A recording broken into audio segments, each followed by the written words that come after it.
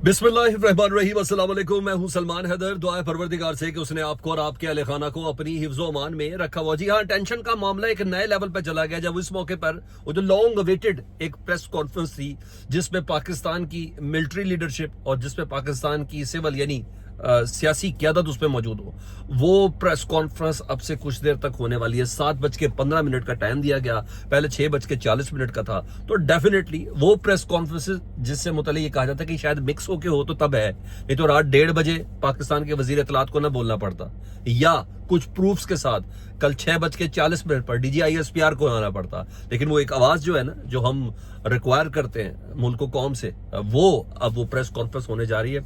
और यकीनन ये प्रेस कॉन्फ्रेंस इसलिए गैर मामूली है कि इंडियन मीडिया की स्क्रीन के ऊपर ये बात बाकायदा तौर पर नशर हो रही है। इंटरनेशनल बॉर्डर से कुछ नई खबरें, कुछ नई वीडियोस हैं जो अभी मैंने आपके साथ शेयर करनी है। भाई, अगले मोर्चों पे हमारे फौजी सरबराह साहब पहुंच चुके हैं। तो जो समझ रहे हैं ना कि शायद ये कुछ हल्की फुल्की कोई हड़ा उड़ी होने जा रही है, नो। और उस मौके पर जब पाकिस्तान का आर्मी चीफ अगले मोर्चों पर है, उस मौके पर इंडिया अपने मोर्चों से इंडियन झंडे उतार रहा है। ये भी खास वजह है, डर के मारे की बात नहीं है, ये मुमकिना एस्केलेशन की बात है। और पाकिस्तान तो वीडियो के साथ वो चौकियां तबाह करने की वीडियोस भी दे दिए, मगर दी अस्करी जरा ऐसे कर करें। मैं उससे मुतल्लिक भी कुछ बताना है। सुप्रीम कोर्ट से भी बड़ी जबरदस्त खबर है, और इमरान खान साहब की बहन हलीमा खान साहिबा, जी हाँ, उन्होंने अपना हिस्सा डाला है सारी सूरत हाल में और कुछ हकीकत के साथ डाला है, वो भी आपके सामने रखता हूँ। तो सबसे पहले जी, मंडल सेक्टर, जहां रात को तो बेम्बर सेक्टर में चल रहा था, रात को इसके अलावा LOC के ऊपर भी चल रहा था, ये तमाम चीजें तो थी।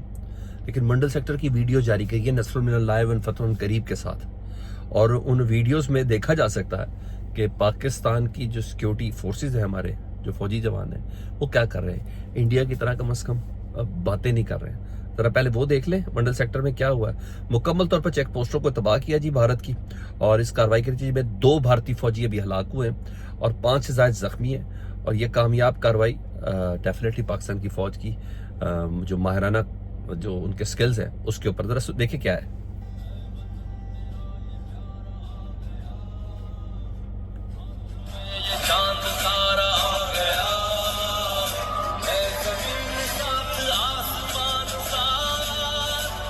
ये टारगेट लॉक किया, ये हो रहा है, तो अंदर जो बैठा होगा वो बचेगा थोड़ी सा।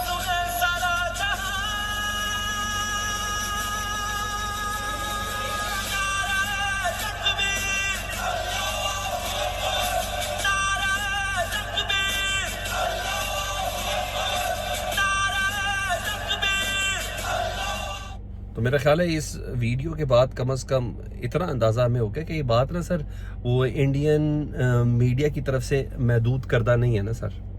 ये देखें, ये चौकी है, ये इसको लॉक किया जी, ये उड़ाया जी। ये अब यूं आ रही हैं वीडियोस और अब विजुअल्स यूं आ रहे हैं। तो इसका मतलब है कि वो जो महज अमेरिका जुबानी खर्च नहीं आ रहा, आज अमेरिका ने इन्वॉल्व होना है बाकायदा बताया, क्योंकि जिस वक्त मैं आपसे बात करूं अभी इंडिया की भरपूर सुबह शुरू नहीं हुई है।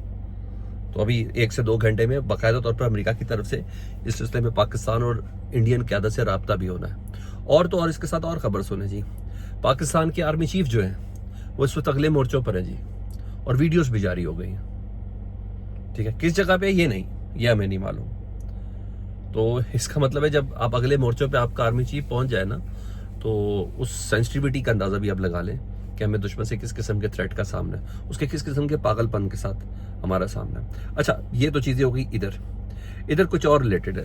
7:15 बजे वो प्रेस कॉन्फ्रेंस है जिसमें पाकिस्तान की वजीर खारजा और नायब वजीर आजम इसहाक डार साहब होंगे और जनरल अहमद शरीफ होंगे DGISPR के।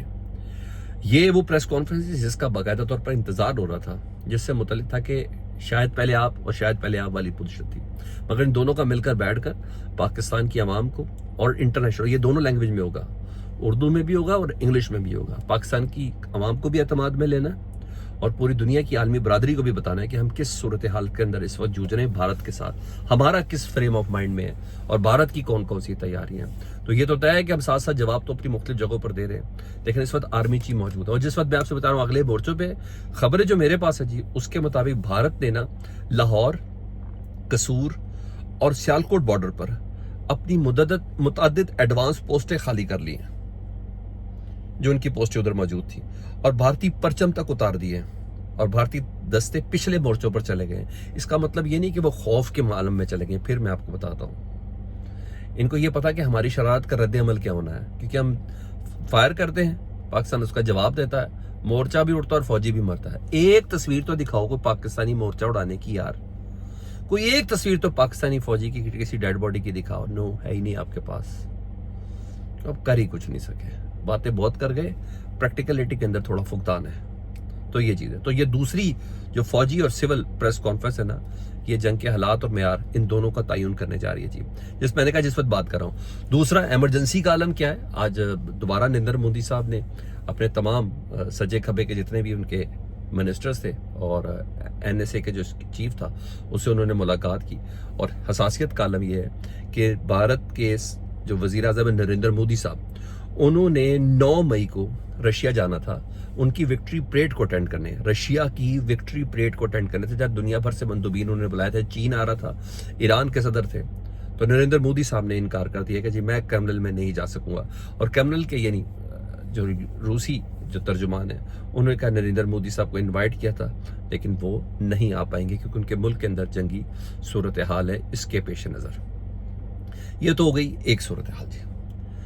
दूसरा, मजीद कुछ चीज़ें बतानी है। आपको पता है पिछले 2 से 3 रोज से पाकिस्तान की वेबसाइट्स, पाकिस्तान की यूट्यूब चैनल, जिसमें मेरा यूट्यूब चैनल भी शामिल है, इंडिया ने बंद कर दिया कि हम पाकिस्तान का मौक़िफ़ क्या है, पाकिस्तान की तरफ से क्या टेक है सारी सूरत हाल पर, वो इंडिया की आवाम तक ना पहुंच सके। तो उसका हम बड़ी ज़बरदस्त मुतालबा करते। एक तो हमारे अंदर, अपने मुल्क के अंदर ही हम बहुत ज़्यादा माशाल्लाह सिक्वीज़ कर दिए गए हैं।